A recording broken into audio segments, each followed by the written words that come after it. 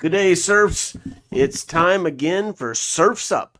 This is your Memorial Day edition, coming to you live. Well, you're going to hear it recorded, but we're live. Live for ourselves. We're alive for now. From Loop's place. Yeah, what's up? What's up? How you guys doing? Loop. Yeah, we all got together for once. We're going to explore Serfs Up today, which is to say, is the Serfs time up? Oh, We've accidentally named it that, wondering. Maybe we should put a question mark behind. Surf's up? Surf's up? Question mark? Oh. Is our time up? Do we have more time? If we ignore, no one knows. If we ignore the Klaus Schwabs long enough, it will be up. Yeah, no kidding. And pretend like we're going to be okay, despite what the World Economic Forum is saying. But I am getting too carried away. We're going to be talking about something that I'm going to let Zerg introduce. But first of all, let me introduce you to Loop and Zerg. I'm Goon, and Loop and Zerg are here with me as well. I'm Zoop, and that's Lurg. I'm Lurg. Oh. Just to confuse everybody, perfect. Zoop and So it's like, so wait, who's in this again? Like, I think my name was Daniel. Damn, Daniel. Damn. Those are our nicknames. We've decided that we're going to use our real names some because we don't really give a shit. And we're very bad at, some of us are more bad than others at not saying real names. Yeah, Goon. But it's okay. It's all right. We said, fuck it. We'll just go. We just won't say our last name, you know? Yeah, whatever. Yeah. And even if, whatever. If it comes out, fuck you, whatever. Anyways, yeah, so it's Memorial Day today. We're chilling here in the studio, just talking about spitting hot flames, working on the mixtape. Yeah, exactly. Zerg was before we started recording, he was talking about some interesting shit. Yeah, we were just talking about North Sentinel Island, which for anyone that doesn't know, they're theorized to be the last basically uncontacted group of people in the entire world. They're very remote, very isolated. There's been a few, efforts over the years to try and cordially meet with these people, to try and, bring them resources, to try and, colonialize back in the day. They tried to do that as well. And none of it's really worked. Like, there's been some efforts. There's a doctor from India, because the island itself is located like in the Indian Ocean. It's considered property of India, but India has placed like kind of an embargo on it, basically saying like no one's allowed there. Like, they patrol the area with the Coast Guard, making sure nobody gets too close. And so back in, when was it? I think it was like the early 2000s maybe, or it might have been, I'm probably way wrong on the timeline, but there's this Indian professor that went there, and he was there actually on and off for years, like trying to build a rapport with these people on this island. And so they'd bring them gifts, they'd bring them like coconuts, they'd bring them frying pans and stuff, and they wouldn't land their boats. They would just like stay in the shallows basically and toss them these gifts. And so it seemed to be going pretty well. And then so like over time they got more and more like comfortable with getting closer and closer to the land, because the people seemed like they weren't threatening. A lot of times they'd come out and meet them. They wouldn't have any of their weapons. And, but there was one time when the doctor, I can't remember this doctor's name. It's like Panjit something. But he jumped off his boat himself, and he was, waiting in the shallows, kind of seeing how they would react. And the rest of the people on the boat were throwing coconuts and other gifts to these people that they were collecting in the shallows. And everybody was like laughing and having a good time. And so the doctor was like going closer and closer, but at some point he got, I guess too close to the shore, and one of the men like drew a little blade that he had on him, and he like drew it across his own throat as like what was taken to be a threatening gesture of like, if you come any closer, we'll do this to you. Yeah. So he backed away, and like I just looked it up as you were talking about it, and I can't say the first name. It's like Trilognath Pandit. Oh, okay. Yeah, I think that's the guy. That sounds right. Okay. But yeah, so there's been various 1991. Oh, okay, so early 90s. So I was off. I knew I was. But so yeah, there's been various expeditions to this place. But yeah, none of them have been permanent. None of them have, and people have died going there. There was another incident. I don't think we talked about this one yet, but there was another incident where there are these two drunk fishermen that were apparently way off course. They were from India, I think, and they were, documented as being drunk, and they got too close to North Sentinel Island, and they either shipwrecked or fell off their boats or something like that, but they ended up on the island itself, and the natives immediately killed them. And so that was kind of the event that made India go, okay, no one can go there anymore. And that was after that doctor was going there. I think this is the one that was in like the early 2000s, because the Christian missionary guy, who we were talking about that a little bit before the show started, but there's a Christian missionary guy that was going there. Alan Chow. Yeah, that's the guy. Chau. Yep, that's the one. And he, so he went there to preach the gospel, but he went there. 26-year-old idiot. Well, and he hired local fishermen to drive him out there. And, things didn't go too well for him. And that's probably where, if you've heard this story, that's probably where you've heard it from, because this happened only a couple of years ago. So he hired some fishermen from India. They drove him out there. He rowed his canoe in by himself, was doing the same kind of thing as Dr. Pandit was doing, just, trying to be cordial, trying to be friendly. And eventually he got too close and they killed him as well. So it's clear that this group of people doesn't want to meet with the outside world. They have like no they're desire. Yeah, they're But then guys like this are just like, oh, but they must hear what I have to say. It's so yeah. important. They're at the very least tentative, but usually they're like overtly hostile to especially anyone that tries to like come on their island. That's what's so damaging about thinking that you know the ultimate truth of the universe, and as such, you're the agent who must dispense that to these uncultured individuals. Well, and especially when you're fuck alone. Yeah, you're going in there like to them you're just like a fucking alien. You know what I mean? Like they don't know what your intentions are. They could be like, in their head they're probably like, oh, these guys like are seeming friendly, but they're just trying to get close, and then they're gonna fuck us over. So we're not taking that chance. Yeah, kind of thing. Yeah, and who knows? I mean.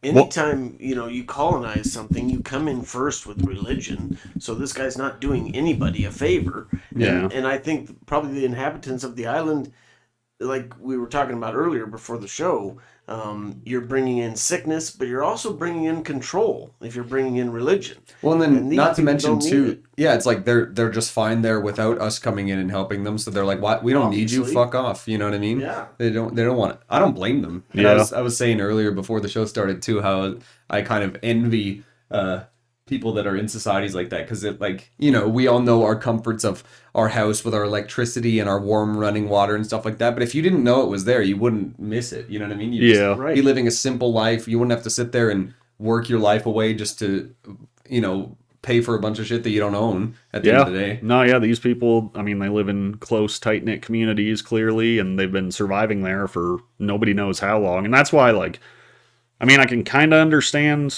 expedition efforts that want to, like, study them and see, like, their origin, their culture, their history, like folklore, how, where they came from, because that's the thing no one really knows.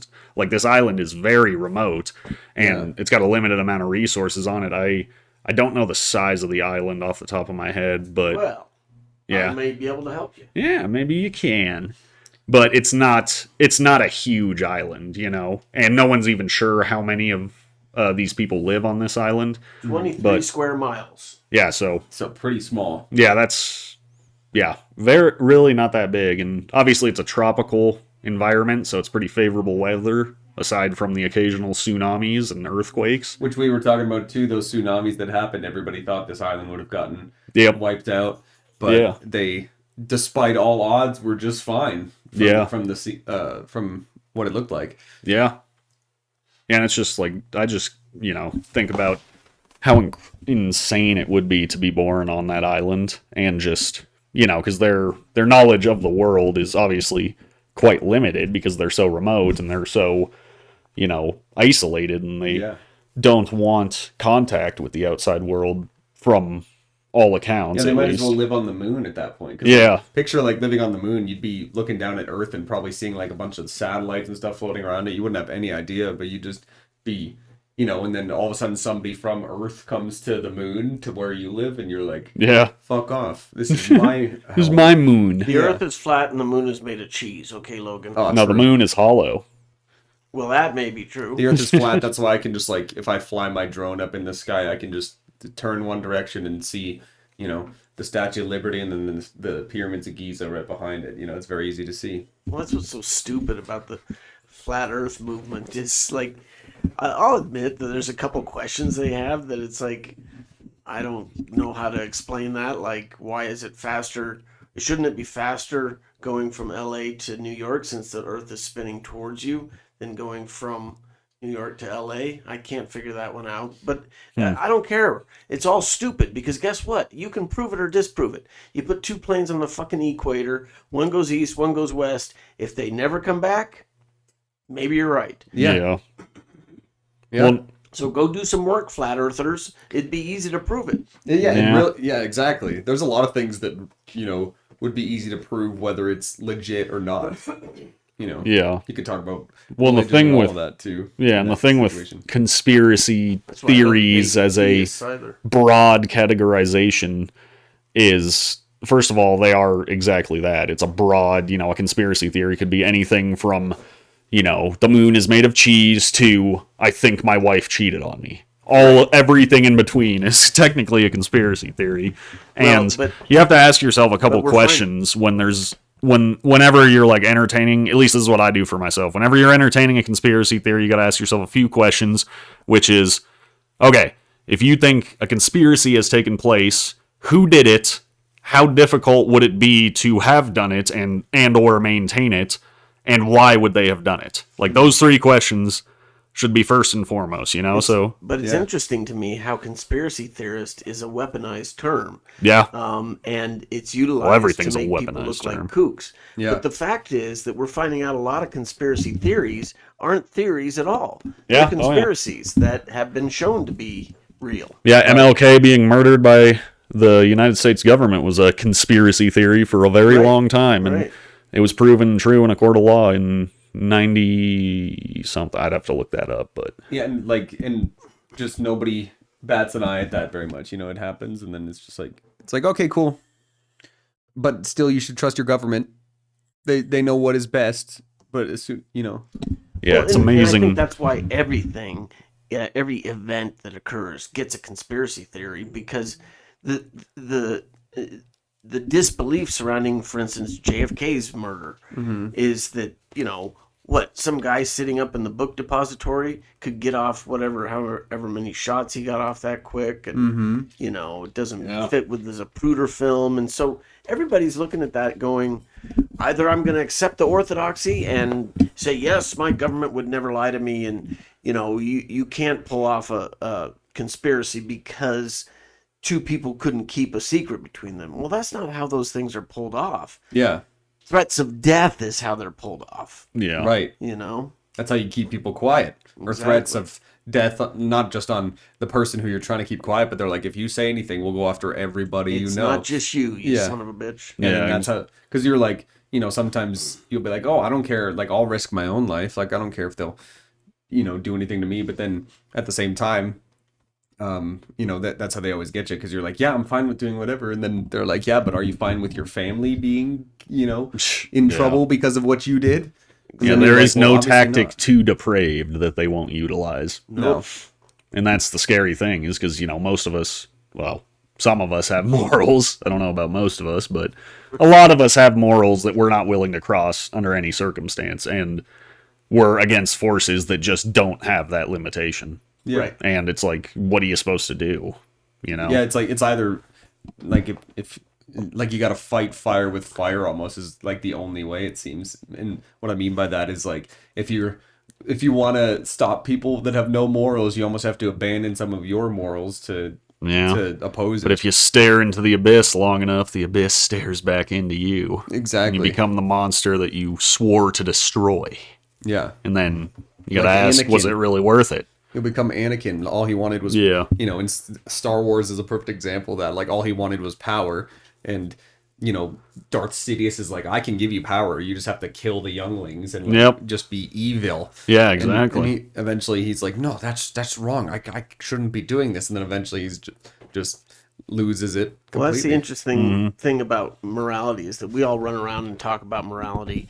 You watch a lot of theist debates, and they're, the theist. Well, no, if you do, and the theist, which I do, as you guys probably know, and the theist is always like, well, where does morality come from? Which is, to me, the stupidest question in the world. If there is no God, where's morality? We have intellect, people. We understand how our actions affect other people. Well, but and why do you need a book of 1,000 metaphors to tell you that you shouldn't be a cunt? You know what I mean? Yeah. Exactly. Well, and a lot of animals inherently grasp. Yeah, Bo Burnham said that in one of his things. He needs 1,000 metaphors to tell you that you shouldn't be a dick. And I was like, that is the greatest way you could put it, basically. Exactly. I loved that. So we run around and talk about morality, but it's the people who have zero moralities and are just willing to do anything that gain the power on this earth. I mean, and how do the you most prevent obvious example is Hitler. Yeah. Yeah. And some people think he didn't even commit suicide in that bunker and lived out his days in Argentina.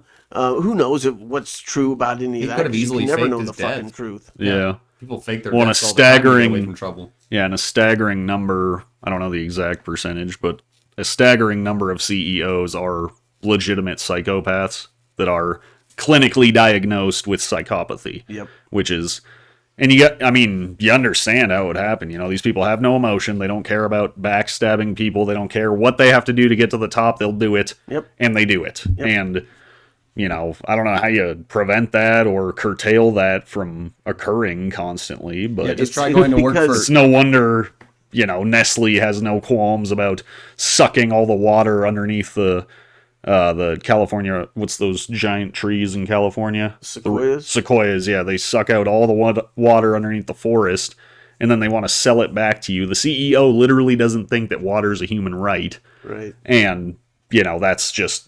Everyone's like, yep, that's just business. I call those people shills for the overlords. And the truth is, the overlords don't care about us commodities, not on an individual basis. They care that we live and that we die. And so some people recognize that if you can act as a psychopath and not care at all about humanity, you actually get more rewarded, it seems. Absolutely. Yeah. But then it's like, my thing is like, yeah, sure, you get rewarded monetarily, but Memento it's mori. like, can you really sleep, knowing what you've done? I couldn't. Oh, psychopaths can. Yeah, they they sleep like they have babies. no emotional attachment, so they've got- it doesn't bother them in the slightest. Most of them have several $billion in their account to comfort them at night as they cry themselves to sleep. Yeah. As they drink themselves Well, to sleep, probably. And that's the interesting distinction, too. You mentioned a certain painter from Austria back in the 1940s that, I don't know if saying the name will get us dinged or not, so most people probably understand who I'm meaning. I don't. With he had a funny little either. mustache. Oh. And he did some things that were not very good, not very nice. It was Hitler. I'm talking about.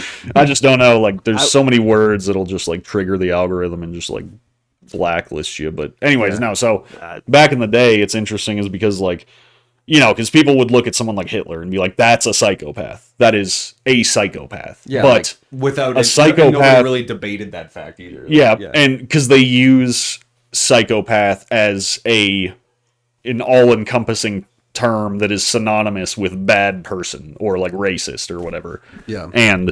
But a psychopath is a clinically defined term. So there's a very specific archetype of human being that actually meets the definition of a psychopath. And what's interesting is back in the day, I think it was Dachau concentration camp. Some of the people that were running it back in the day during the war actually invited Hitler to come and tour the facility while it was up and operating. And this was, at the height of the war, the height of all the bad things that were going on there. And so he gets there, he goes inside, tours with them, and he saw what the conditions were actually like. And, all the suffering, the starvation, all the just horrible, completely inhumane crimes against humanity that were occurring there. And he ran outside and vomited his guts out. Like, he couldn't stomach it. He couldn't handle actually seeing what his administration was doing, but he didn't stop it.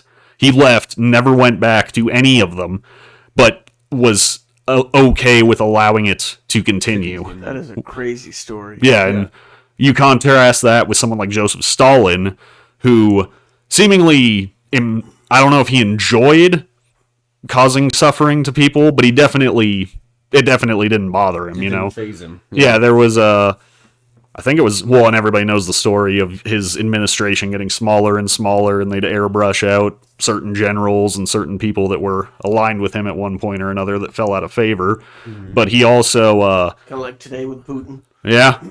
yeah, very similar, and of course, same country, so, The divine right of kings, where did that horrendous notion but he, come from? Well, it's The even Bible. similar. Well, what and with they Stalin, do in though- China too is similar. Like the government does that type of stuff too. Like they'll, if you they'll speak out, unperson you. yeah, the unperson that's the term I was looking for. Yeah, where they'll, like, essentially they just delete you from like existence. They pretend you don't exist, and like they won't recognize you as just existing in any way, shape, or form. Yeah. Well, and with Stalin, too, like his, I think his wife, she either had like cancer or tuberculosis or something like that, but she was dying. She was on her final legs, and she had done something at some point which clearly upset Stalin.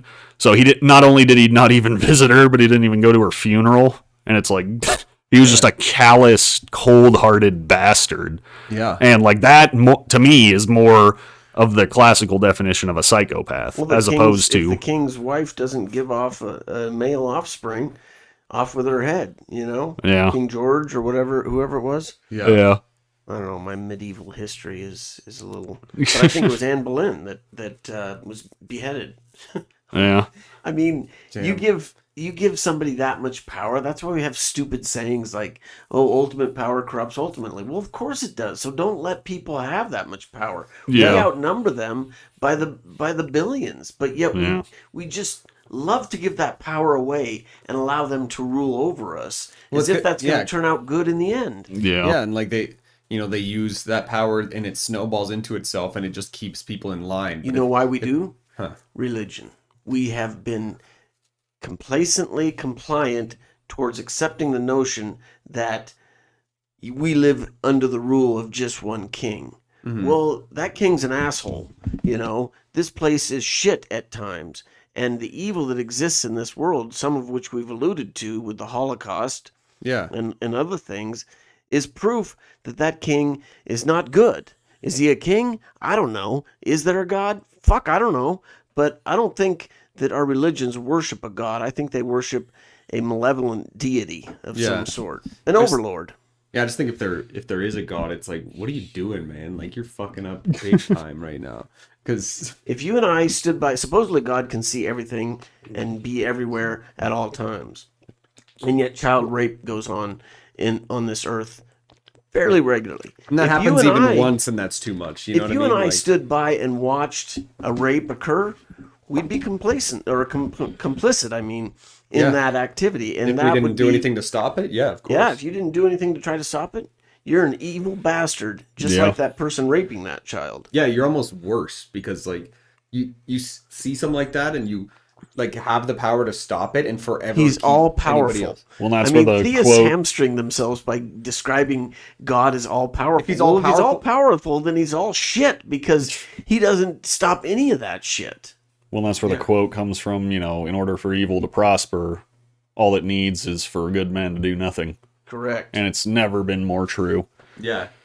And I mean, you'd point to any Well, avenue. it's the same and, thing, if you in order to actually do something to stop an act like that. So if you see an act like that occurring, what's your go-to to stop it? Obviously, probably violence, right? Yeah. Like, so, you have to, when you're not normally the type of person who's going to go out and cause violence on somebody, but if you see, somebody being hurt by that person that definitely shouldn't be being hurt by that person, you're going to, It's your duty to. it's your duty to put them down. Yeah. Basically.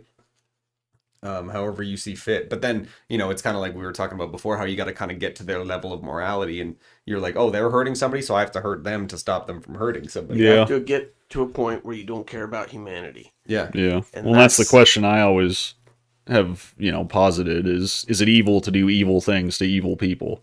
It's or the is it just- grandfather. Well, it's kind of the grandfather paradox. Like if you had a time machine and you went back in time to kill baby Hitler, does that make you a bad person? Because you could have prevent all the horrible things that would But ensue. then you're still killing a baby. Yes. Yeah. Yep.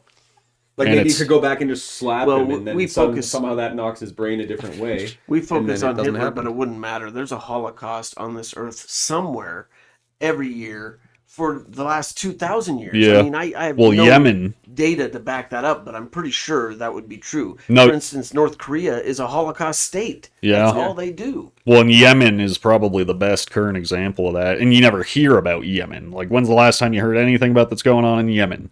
And yet, just like Saudi Arabia is consistently, there's a war going on there, if you didn't know. And, well, I say war, it's more of a genocide. But, yeah, there's horrible, like, estimates range from, like, a couple 100,000 to, like, 10 million people that have died from the actions of Saudi Arabia against Yemen. I forget what they're even fighting over. This is how little you hear about it. Yeah, it's like, But- is it religion? I'm sure that's part of it. I'm obviously. sure, yeah, that... Oh, like- yeah. Well, that ensures conflict in perpetuity. Yeah. That's the point of it. I think it's something in regards to, because Yemen's right on the Gulf there with Saudi Arabia. I think it's something in regards to the Gulf rights or something. I don't know exactly, honestly. But yeah, that's the current genocide that's happening, and there's been the Armenian genocide, there's been Ukrainian genocide, like not the current one going on, but the one back with the Soviet Union, and there's tons of them, and you never hear about a vast majority of them, but It's Right. the reason that I say that the fact that anybody could ever be enslaved on this earth is proof that we're a slave species, that we're serfs put here with no concern as to our well-being, and so we enslave each other, which to me is proof that if Because- there is an overriding entity, an overlord, as I call them, that those overlords are callous and indifferent to our existence. Yeah. We're put here for some purpose that we can't quite detect, but shit happens to us on this earth and nobody cares, and that's proof that we're I think so. The fact that genocides go on, I mean, that's more proof. Genocides, if you go back in history, are essentially enabled by the Old Testament. I mean, that's where the original genocides occurred. Well, and just You like know? the way Yeah. the world is built, we're just taught to, especially the way the world is now. It's almost like the only way you can get ahead. Actually, I don't think it's just almost like it. It is the only way you can get ahead is by by stepping on somebody in some way. Sometimes big ways, sometimes small ways, but you can't get ahead doing something without taking advantage of somebody in some way. Even for example, like whatever you do for work, let's say you do landscaping. Well, you're taking advantage of that person's laziness and taking their money and doing the landscaping for them. You know what I mean? Sure. Just as Well, a basic actually, no. example, but like it's still like you have to take something from somebody Well, in order to get ahead. yeah, and it's implemented in every facet of the corporate system that we survive under. Is like, brown nosing is rewarded. You're rewarded for tattling on fellow employees. Because it's dog eat dog world. It's Well, I'm gonna do. If there's one spot available for a promotion, there's 5 guys. That's gonna be me. Yeah. I'm fighting with these other 4 guys to get that spot because I want it to help me. Yeah, right. And that's self-preservation in it. well, yeah, that's just the urge you have to get ahead, which is a healthy urge in some ways. The scenario you laid out, Loop, is that your name, Logan? Loop? Yeah. The scenario you laid out is it's not really the person taking advantage of the homeowner and their laziness. It's the owner of the landscaping taking advantage of the serf that he enslaved for slave wages to do the work. Yeah, true. So the real person that's being taken advantage of there is the employee. But the reason I bring that up, stuff like that is like if there was some way, which will never occur, for people to just stop trying to always be ahead and just like if we could all exist like on the same level, like these people on this island who exist only for one purpose, to survive and thrive. I'm going to on their interrupt you island. and say that's impossible unless everybody recognizes the fact that they're a slave. Well, Because exactly, and We're that's- all in the same plight that way. Yeah. Currently, the way it is, we all think that we need to fight to get ahead because there's limited resources. We've been put here on this earth. The with thing no is, we're guarantee so used to that. It's been that way for thousands of years with humans. But that's why I say I envy people on this island so much, is because they're not there to try and screw each other over. They're there to just lift each other up. Yeah. And all they want to do is protect their little island. If any outsiders come in, they're like, no, you don't belong here. Well, they depend on one another for survival too. They have an interlocked group that are contingent on each other for survival. One for all. And we don't have that. It's all every man for himself out there, just fighting whatever he's got to fight, doing whatever he's got to do to be successful. Well, and we, there's no sense of community anymore in this corporate system that we have. It's all just like, it makes you feel very isolated. You'll be in a room full of people and you feel more alone than you ever would if you lived on that island alone. Yep. Even like on Castaway, like even sometimes I watch that movie with Tom Hanks and I'm like, man, I kind of envy that. Like, it'd be nice to just I think stuck on an island. Yeah. And I think that's one of the reasons why socialism and communism have never worked, really, at least to the staggering and monstrous success that capitalism has. It's because there's too many people, because when you think about it, the average family unit is essentially a socialist system. You have the parents, usually historically it's usually the dad that's the breadwinner, makes the most money. Maybe the mom has work as well. Maybe she has stuff that she does as well. And then the kids, a lot of times they get an allowance, like, okay, you mow the lawn, you take out the trash, you change the oil on the car, all this stuff, and we'll give you a bit of money, and then we'll help you out with your phone bill or help you buy your first car, just give you these little amenities that you need. But that's essentially a socialist system, because you have the breadwinner, whoever that is, that's making most of the money, but because they care about the other people in the system, they will help them out financially when they need it. And I think that's the problem. When you extrapolate that out to include hundreds of millions of people, that's just too much. Like, for most people, because no one can reasonably care. Like, you can care in the abstract sort of sense, is like, oh, we're all Americans, but it's like, I'm never gonna meet, Jim Bob down in rural Louisiana. Yeah. Or Malcolm in Washington. Right. Because it's just, we're never going to cross paths. We never will know each other exist, more than likely. True. And if you have, if you have like a strong unit, you can make a socialist system work, but it only works because the people in the system care about each other's well-beings and are, to some extent, dependent on each other's well-beings, Right. And well, that's like, when it gets too big, it fails. You can't expect everyone to care about everyone. Yeah, well, if you have... Because a lot of people hate each other, too, so... Yeah. Well, if you have a family, the more kids you have, I'm sure that starts to happen, too. So, there's always going to be one kid that is just by fate or by just occurrence or a coincidence, like, they're going to be the one that's the least cared for, or at least feel that way. Even movies like, you ever seen Cheaper by the Dozen? There's that one kid who has the pet frogs and stuff like that, and that's a huge family. They have 12 kids, and then this kid is he eventually runs away from home because he's like, everybody hates me here, everybody hates me, and then they come back and they're like, no, we actually don't hate you, we're just get distracted by shit. But, it's the same. It's the same thing with I don't have hatred for people. I actually it's the same thing with the world, kind of where there's always there's those people in society who just by the way it's designed are less noticed, less cared for, less heard, less seen. And it's sad. I think it's why it's important for humanity to recognize that we are a surf species, because if you do, you recognize other people are in the same plight. And no, you're not going to go out of your way to help whoever you said in Washington State. You don't you don't have to go do that yourself, but you do care about policies that make it such that that can occur. You limit the inequity in society that occurs, because the same process that led some people to be homeless could also come after you and cause you to be homeless at some point. Yeah, but because there's the elite that own everything and buy up everything, and that's when property values go out through the roof.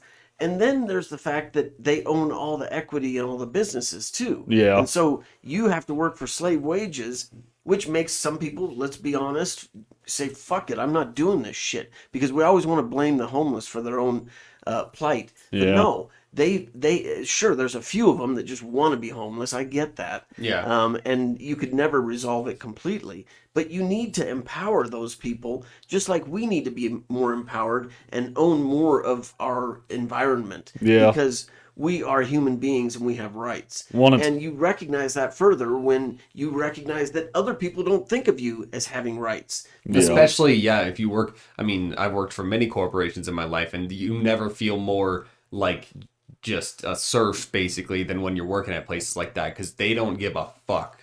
And you have no equity in it, you have no investment in it, you have no ability to benefit when the company starts doing better and better and growing. No, you just stay. Yeah. You're just a slave. Yeah. And Yeah. you're fired and you go away, and they have no obligation to you whatsoever. Well, and it's And like the that same has to thing change. too, even with the housing market these days. It's like the prices of houses are skyrocketing, but the rate at which people are getting paid is staying the same. So that right.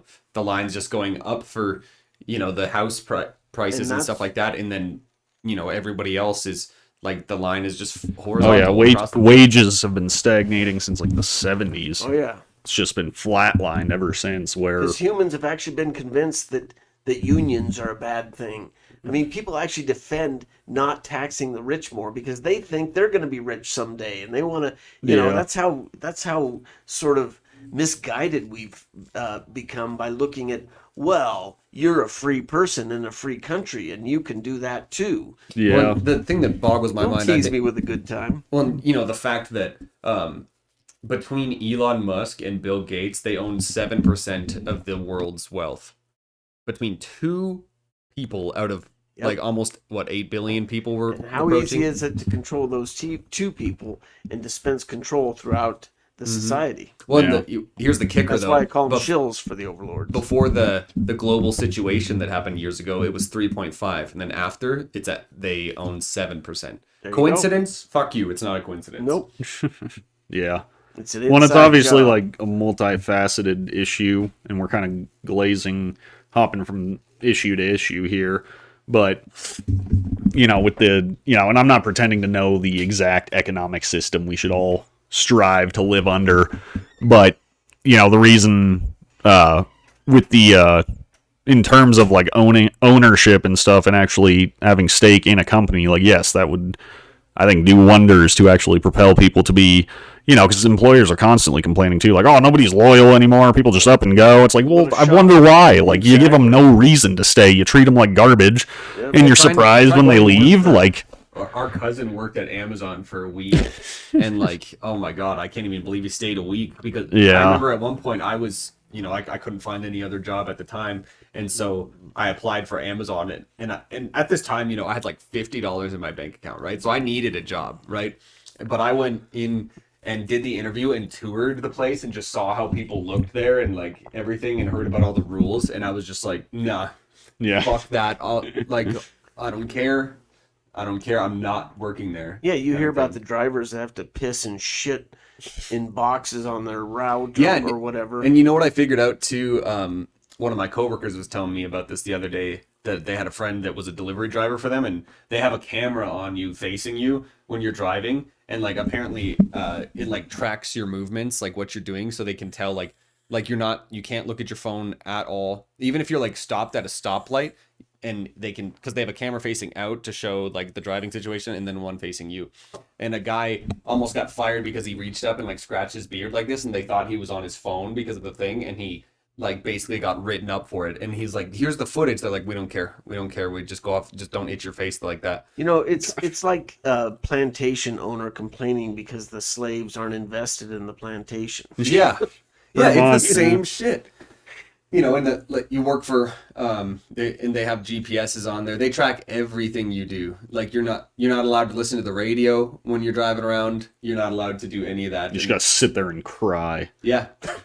Look how Yep. slowly that happened, but yet how inexorably it happened in the sense that, we just hand over power. This is why Eisenhower argued against the military-industrial complex. We don't even recognize that we're handing over that power, and that the truth is we're the ants who could take some of it back, but we don't, because we've been convinced by our religions Yeah. that it's best if somebody rule over us, and that you are going to be you're going to benefit by being controlled by a benign dictator, as if Well, there just is like such a just like fucking Bugs thing. Life, when the grasshoppers tell them like, "You feed us grain and we'll protect you," Yeah, and then exactly. really they're the ones that are attacking the ants. Not That's right. There's nothing that the ants need Exploiting protect. the ants. Yeah, it's just like let's say the ants are those people on that island. Like they're fine. They're building their anthill. They're building their community, and they're staying alive by themselves, collecting grain, and they're working. But then there's people that come in. Like it's like the same thing. Like picture.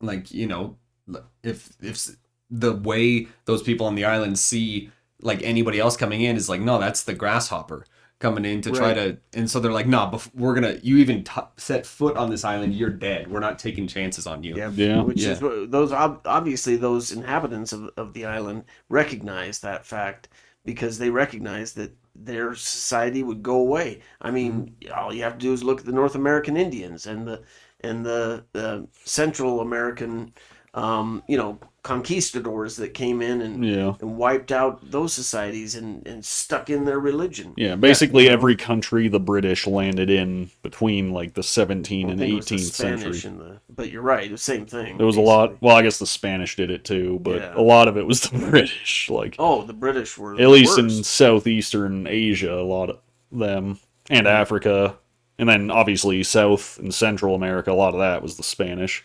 They would come in and ally with the most powerful warlord of the area. At least in Africa, this is how they did it. Indoctrinate them with their religion and get them to fight the other tribes. And soon they were taking over all the land. It's so simple, and yet only these people in North Sentinel Island seem to understand it, which I applaud them for. Yeah, kudos to them, because it's brave too. They're taking a stand. They're like, no, this is our island. You're not coming near us. Missionary bullshit out. Get out. Well, yeah, and it's like the same thing where it's like they're just not taking that risk. They're like, yeah, you can come by and throw us coconuts, we'll take them, but if you yourself come onto this island, they can sense that they're trying to take over them, because that is what would happen. Are you kidding me? Like they would eventually take over there, and then somebody owns that island, and it's a private island of Bill Gates or some shit. Yeah. You know what I mean? Well, that's what is fascinating when you wonder about like what their history was like to leading them to North Sentinel Island, because it's like, if they react so strongly to outsiders, because a lot of uncontacted tribes, like, sure,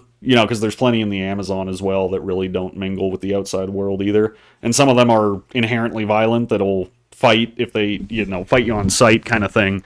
But the fact that they react so strongly to anyone landing on their island after they've been giving them, like, boatloads of gifts is just really interesting, because it's like they must have a very strong folklore and culture centered around, like, someone in the past oppressed us, and they've passed that down for generations. Pass down the information. Yeah, Right. Like, beware of the outsiders. Like, do not trust them. Do Right. not let them on our land. This is our land. They will always eventually fuck you over. Yeah, It may not be it's at just- first, but as Ask soon as someone you... to save you, and they will always slave you. Yeah. And that's what they recognize, maybe implicitly or maybe based on their history.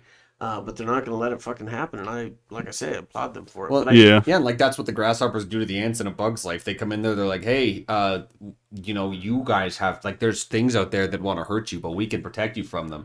And they're like, okay, cool. Like, Yeah. they're like, yeah, just bring us grain. And then eventually it's just like, no, they're like, bring us grain or we'll kill you.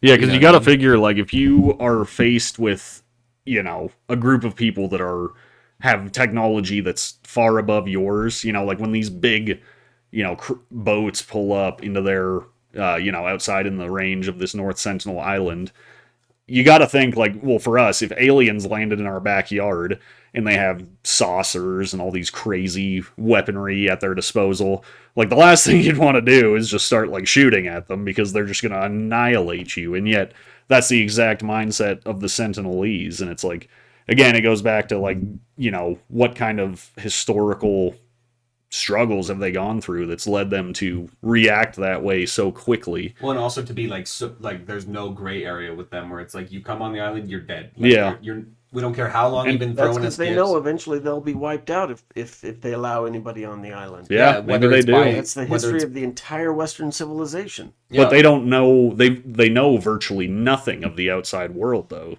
They must have So- some idea. Like that's what makes you wonder. Like, But how would they?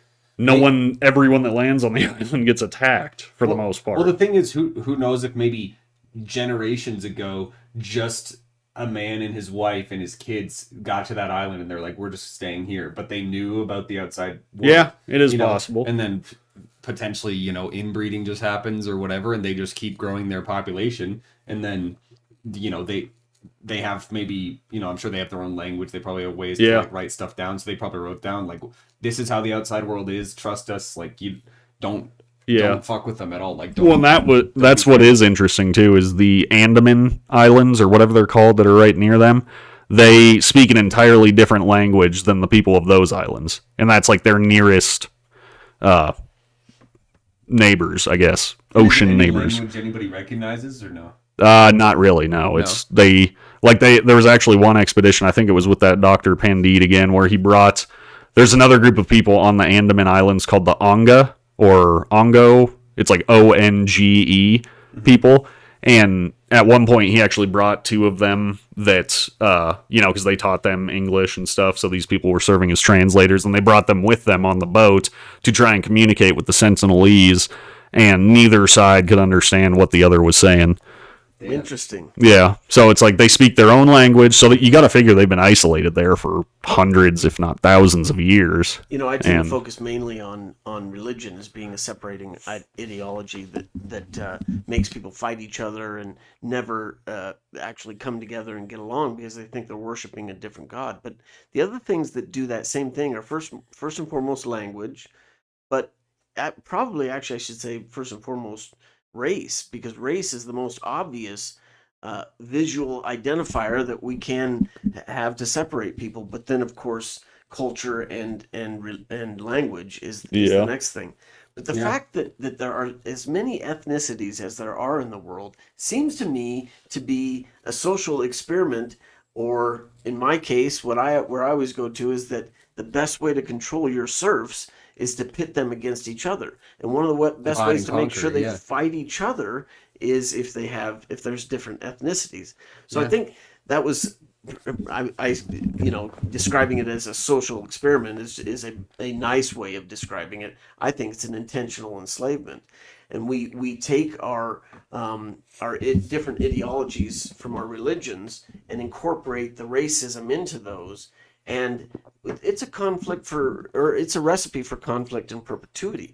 Mm-hmm. But the interesting thing about race for me is that neither theism, creationism, or evolution explains the variety of races that we have on this earth. Yeah, and Zerg was even talking about how these people on this island, their skin color is like very, very different. Like when you first look at them, it looks like they're potentially like African American. Like it looks like they're black. Well, African, probably not African American. Well, yeah, sorry, African, they're a little far from America. Right, they're black basically. Yeah, but, like they look like they're black, and then you look at them closely, and they have like a grayish hue to their skin. Yeah, kinda like.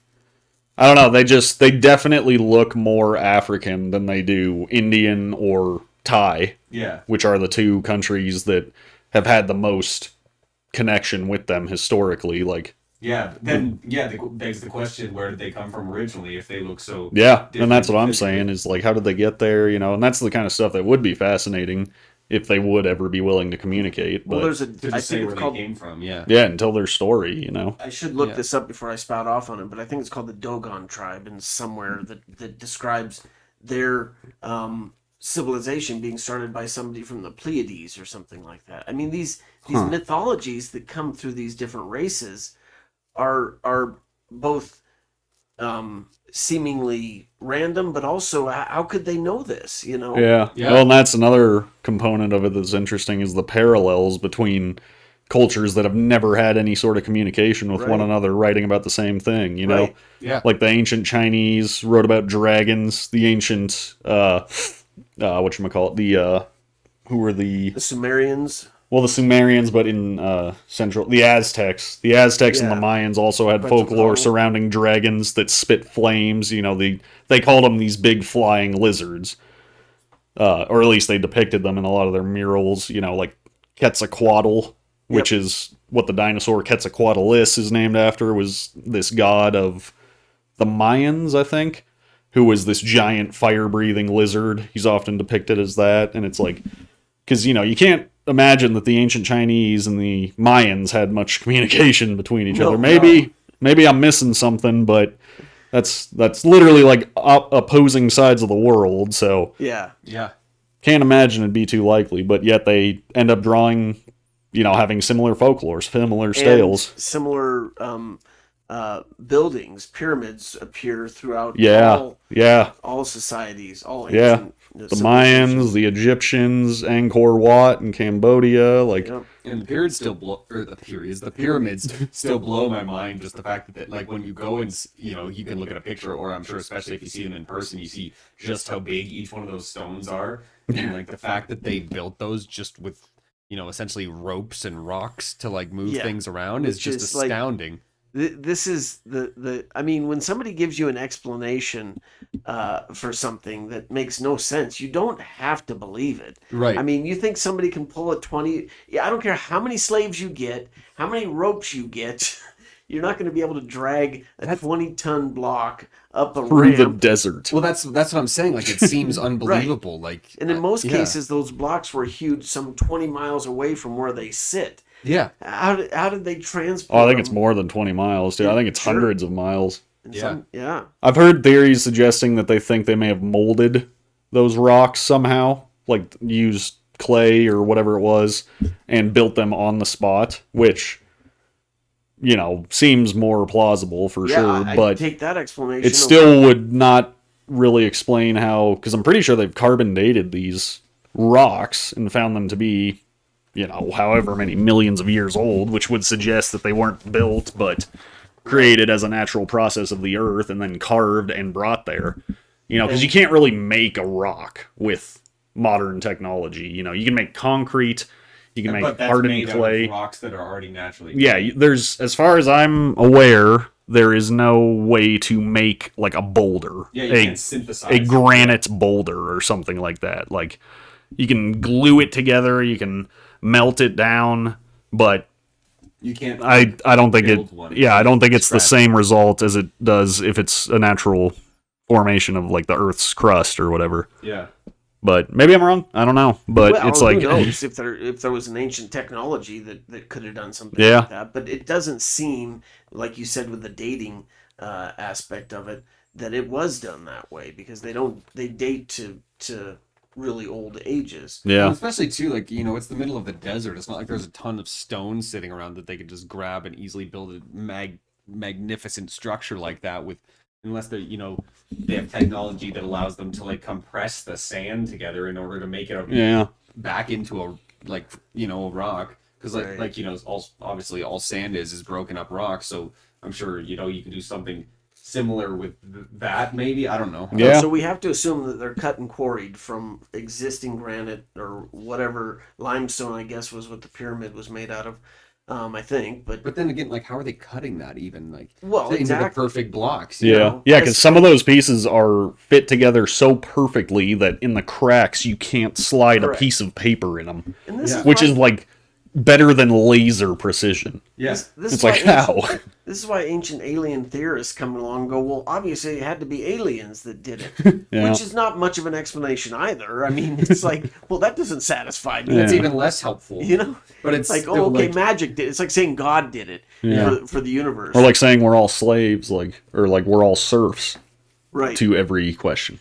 Well, no, it's not quite like that, because that has explanatory potential, and that has reactive potential in that we can recognize that the control and manipulation coming at us is because we are not free. We are not free and autonomous like we want to pretend we are. Just I mean, because- the closest thing to free, that's why I said I envy the people on that island, is because, like, that to me looks like true freedom. Like, you just live out your days and You don't owe anybody anything. You just are there to survive and just Yeah, to if you exist. carry the flag and claim to be free in the United States of America, you have to explain to me why you were forced to have during an emergency, you were forced to go home to To shut down your businesses. yep, to wear a certain thing over your face and to take a certain medicine for it.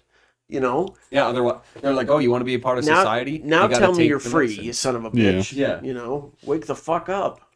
Yeah, and not only were you forced to take a certain medication, you were forced to not take another certain medication. That's right. Which is like, So okay, they- I thought we were in a global pandemic. Like, shouldn't all options be on the table? Shouldn't we Yeah. all explore every possible avenue of treatment? You know, and I get that a lot of them are like ridiculous. Like, you know, there's people on TikTok suggesting like, oh, you just need to sunbathe and get sun in through your butthole and Take that'll vitamin heal you. D. Like, there's literally people, Well, like and there's like breatharians and stuff, but you know, there are, and I get after, you know, if you're sifting through those all day, you may just eventually be like, ah, well, all of these are stupid, but not all of them are, clearly.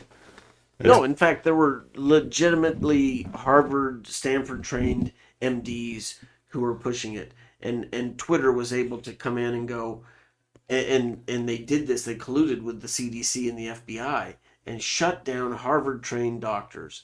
Yeah. And most people wanted to tell me, because well, there's no money in like what those people were suggesting too. So it always comes back to fucking money. yep, and this is most people wanted to tell me, well, private industry can do whatever they want, but isn't it ironic that it's no longer private when they collude with the CDC and the FBI? Yeah, it's a and cabal. in fact, it's why Eisenhower warned against the military. The exact reason he warned against the military-industrial complex, Yeah. because they can accomplish what Hitler could in the same way that Hitler accomplished it. But Yeah. now with how much everything's advanced, if they really wanted to, they could do it a lot faster. And you'd have a lot less warning Well- than, you know, people in the Holocaust did in a way. Within a month, the entire world was locked down. That's some incredible power. Yeah. When we supposedly have autonomous countries that Yeah. exist in this. My theory, and I think we've talked about this too, is that whole thing was just a beta test. Like they're testing out to see like how quickly could we get people to get the fuck in line if we really wanted them to. And guess what? How tough was it? Not tough.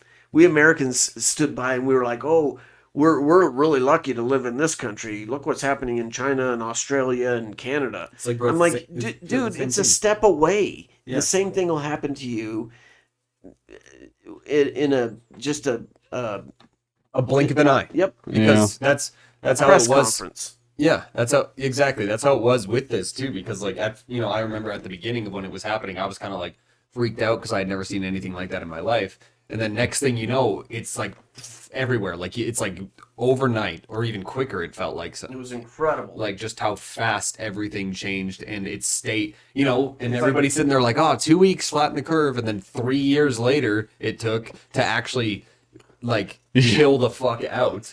It's why I said to you guys, I've had a theory for a while now that we're all slaves, but I didn't want to be right. Yeah. Well, it was like the same thing when I had my theories about the medicine for the disease that circled the world. I had my theories. I was like, that seems like they're rushing this. You know, something seems off. I don't think we should just be rushing to get it. We should wait to make sure that, like, you know, most medicines of that type they take, you know, at least a decade to be used even on people. Sometimes longer. Well, humans So- humans need to comply in order for those things to happen because they can't force everybody. So the way they got humans to comply with that is religion. Yeah. It's the same template: fear followed by guilt, And shaming, people yeah. rush to you for their salvation. Yeah. Yeah. And Well, like back in whenever when polio first was, you know, almost a pandemic, when polio was widely attacking a lot of the world, there was the inoculation for that, it was actually and never a pandemic. Polio. yeah, but it was a concern for, Right. you know, it wasn't obviously to the level of the latest one, but it was, and you know, polio sounds by all accounts to be a terrible disease and condition, but one of the inoculation strains that went out literally had a version of the virus that wasn't dead, so it just gave people that took it polio. And Well, obviously this new one is a different variation. It doesn't use the virus at all. most of them anyway, of the modern ones. But it's however you look at it, polio it's was- been rushed out very, very quickly. Right. Like, there's no way around that. Like, Well, people want to say, oh, it's been researched for decades, and it's like, yeah, but it's never been widely used in Right. people. It's been used on animals, I'm sure. well, that's where the notion that people have to defend the actions of the overlords comes from religion. It's simple. I mean, I always come back to that. I Yeah. do, because how else do you make people complacent? Right. Well, yeah, like I was saying too, just when you were saying you didn't want to be right about the everybody being serfs sort of thing. I never wanted to be right that that medicine was going to have adverse side effects down the line, and guess what?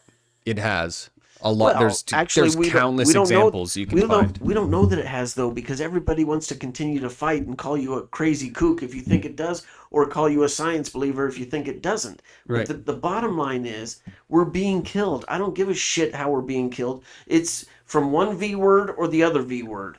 And I don't give a fuck to argue about it in the meantime, because Yeah. if you're going to defend the actions of the overlords who are forcing medicine on people, then you're really not paying attention. I'm Right. sorry. Yeah. You just need to wake up, because that's never a good thing. No. Yeah.